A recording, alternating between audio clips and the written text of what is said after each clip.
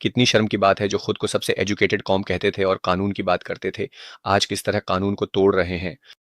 मेरा सवाल है उन लोगों से जो बस इस बात को एन्जॉय कर रहे हैं कि एक इंडियन औरत शॉपलिफ्टिंग करते हुए पकड़ी गई। ये इंप्रेशन देना कि तमाम इंडियंस चोर हैं, गलत है। क्राइम करना इंसान का ज़ाती एक्ट है जो बहुत सी वजूहात की बिना पर होता है। इनमें से एक वजह इंसान का लालच होता है और कोई भी जुर्म किसी रिलीजन या कौम से कनेक्ट होने की वजह से नहीं किया जाता। इसलिए क्राइम को ताज्जुब की नज़र से देखना भी गैर मुनासिब बात है। जुर्म की सज़ाएँ हर माशरे में वेल डिफाइन होती हैं और उसी के मुताबिक उससे निपटा जाना चाहिए। यानी अगर उस खातून ने शॉपलिफ्टिंग की थी तो पुलिस को चाहिए था कि वो उसे गिरफ्तार करती और जो भी कानूनी कार्रवाई होती वो करते। मगर उन्होंने एक इंतहाई गैर अखलाकी काम किया और उसकी वीडियो बनाई जो वायरल हो गई। अब वो सारी ज़िंदगी कोई काम नहीं कर सकती और न जी सकती है। जहां आप कॉन्सेंट को इंपॉर्टेंस देते हैं, वहां आपने एक औरत की वीडियो बना ली।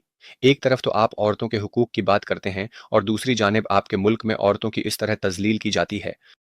मैं उसके क्राइम को जस्टिफाई नहीं कर रहा और ना ही ये कह रहा हूँ कि उसे उसके क्राइम की सज़ा नहीं मिलनी चाहिए, बल्कि मैं उसके साथ होने वाली नाइंसाफ़ी और तज़लील को उजागर कर रहा हूँ।